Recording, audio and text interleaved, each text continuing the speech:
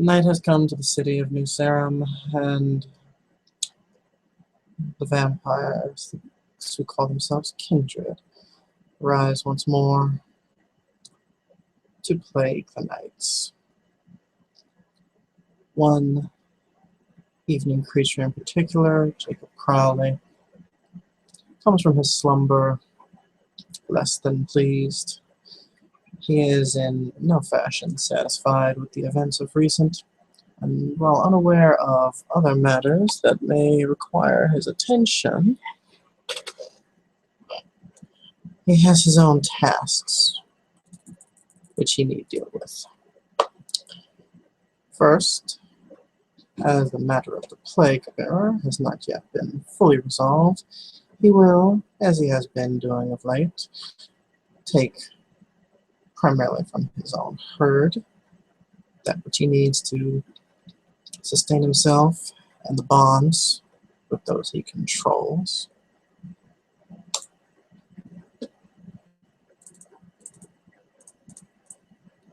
And we have 3 successes, so more than enough for him to find his way, take those of his trusted, which are replenished from satisfying his needs,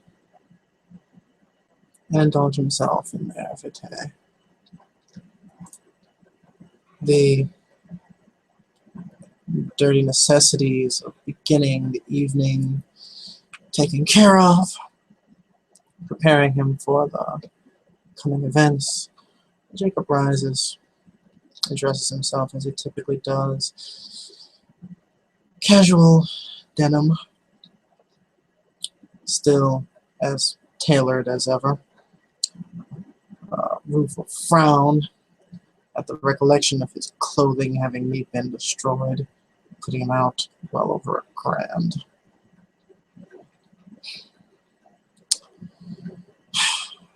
And yet, it was not a complete and utter waste of time. Within the tumultuous stream of imagery which had bombarded his mind, something had dared to persist. It was a cacophony of wild and ruthless psychic impressions. Yet, throughout all of them, something did manage to maintain hold. Nothing about Apollo, unfortunately, but rather something that he suspects was an impression of the young Ariadne herself. An unrelenting fear, the sensation of being a young, innocent girl thrown to the wolves. Sensation that he recalls not from his own experiences, but rather recollecting the retelling of events in her own history of one Calliope Valeris. That overwhelming feeling of being left with no recourse, needs not met. With a long and heavy sigh, Jacob brings himself to bear on the evening's current matters, leaving the past to fend for itself. Reaching out with the power of his bloodline, he pulls forth the emotional connection that he would have developed with one he met before. Image in his mind of Javier Rojas reaching out to the kindred and giving him a sharp, powerful, and impossible to ignore tugging The feeling of it would drag him towards Jacob. Not with the absolute necessity of dire straits, but a definitive, forceful urge. Jacob has no idea how successful his pull will be, but he knows more times than not he's had a reasonable amount of success with this ability. He'll leave that be for the night, and instead see what else he may need to deal with. He opens a book on his table. This one merely a set of names and numbers. He flips through it slowly. Cole, Lysander, Ariadne Quinn, Mortimer Fitzgerald. It's his collection of information should technology ever fail him, for he is, after all, an older vampire and does not trust so easily in the world's new great devices as other youngers might. Putting it away, locking it up, he does resort to technology. Sends a text message to Mortimer Fitzgerald, informing him that he would like a report on recent activities in the city.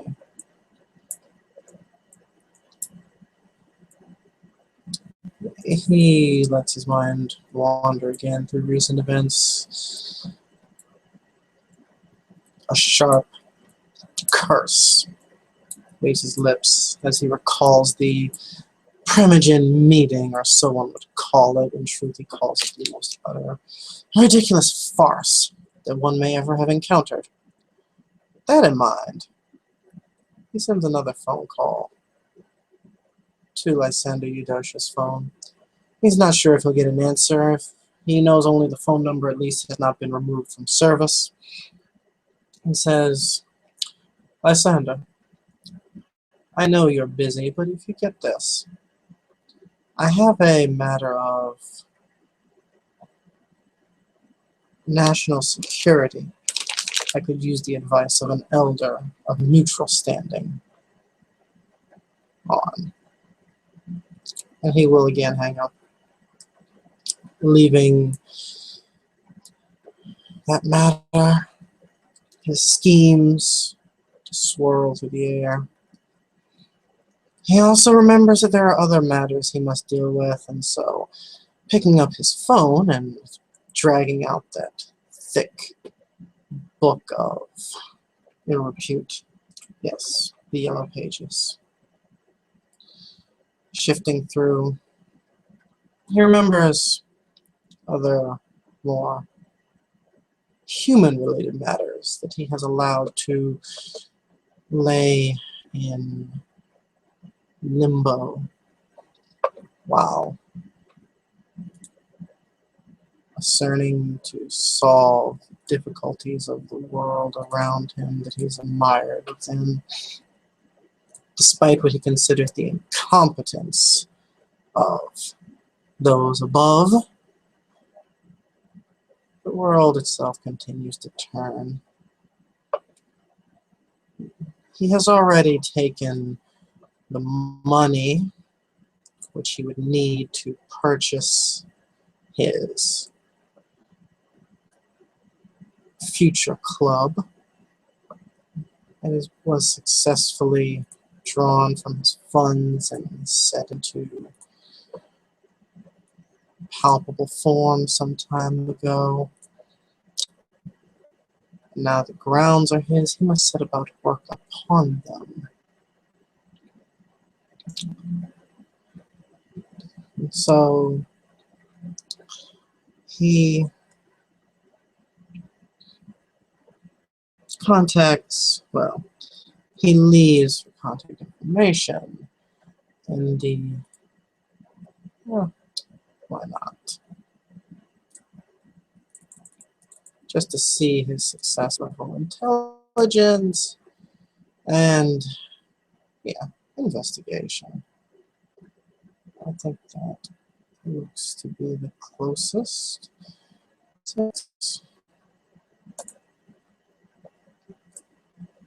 Lucky him. Jacob has no difficulty finding not only what he seeks, but the and more efficient. He has to have a club to his standards. He must have it solidified. He must have the painting and such performed. All of those matters of infrastructure on that one little building. So he must find the right workers, right companies, proper people who he can bribe if necessary for the work itself. He's foregone the attempted ties he worked upon with another individual, as, well, they had wanted to avoid risk. So Jacob would avoid the risk. Instead, he will push his own club, bring his vaunted DJ ghoul to the premise and slowly seep away at the crowd which had built up at that other location sheerly due to his own influence and decisions. Once the calls are put in, money spent,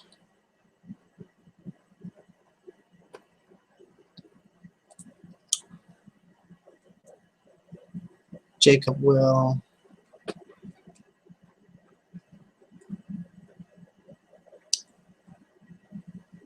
set up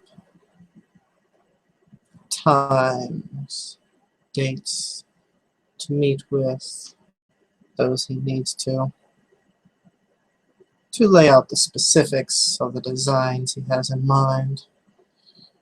Of course, most of it will be transferred and communicated through one of his day-walking associates, but that is just the way of business. It would have been easier if he could have simply taken over a club, but building one up in this fashion has its own benefits as well. And should he find the resources, perhaps through other kindred lines, an appropriate Elysium could still come of this building, and it could be more than simply a business venture.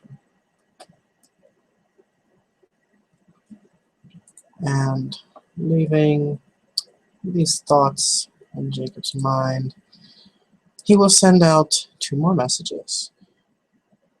One to Juan, and realizing he doesn't have the information for Joshua, sends a second repeat saying to bring Joshua when he has the opportunity to speak with him. He heads downstairs with all of that taken care of. Wave to the tall blonde male who is manning the cashier desk. And after some brief chatter with those situated about the cafe, Jacob makes his way down into the basement. As is usual, the ground is covered with a tiny, very tiny layer of dust. It's a false look of disuse that he intends to maintain there, and so cleans only briefly. the items sanding around. Nothing too noticeable. Boxes of books, more boxes, brick walls, a dartboard on the wall, and what looks to be one of those pictures of the vulnerable parts on the human body stashed in a corner. It's down here that Jacob can take out the blade that he has in one corner, that older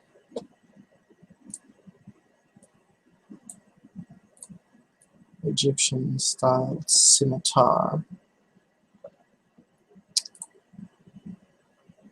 and take to practicing. As the blade leaves its sheath, it slices through the air. With a skilled and practiced hand, he works to reinforce what he's taught himself, what he had Lysander reiterate, anything and everything he could possibly recall to make his blade movements swift, to strike appropriately, to hold footwork that keeps him mobile. It's not quite fencing, but it's close enough. It takes on the form of ritual, and with ritual practice, almost dance-like quality. By the time he's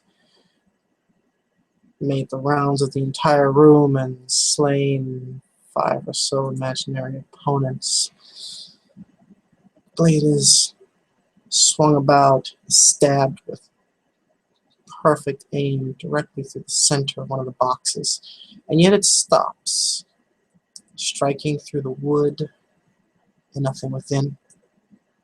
As Jacob pulls it free slowly, seeing the tiny sliver that was its entry point, he examines the blade with a soft smile. Well, did I have to use this? For now, at least, matters of words service me far better. One can pray that it remains such. With such idiocy running rampant, I fear for the city, and for any kindred foolish enough to remain under its prince's rule. With that soft growl of frustration, Jacob remains there, standing amidst his refuse and treasure. The scene will end with him eventually returning to the crowds above, dusted off, sword set aside, characteristic charisma sinking him once more into the depths of conversation that he hopes may provide some respite, distraction, and if things go well, even a bit of information.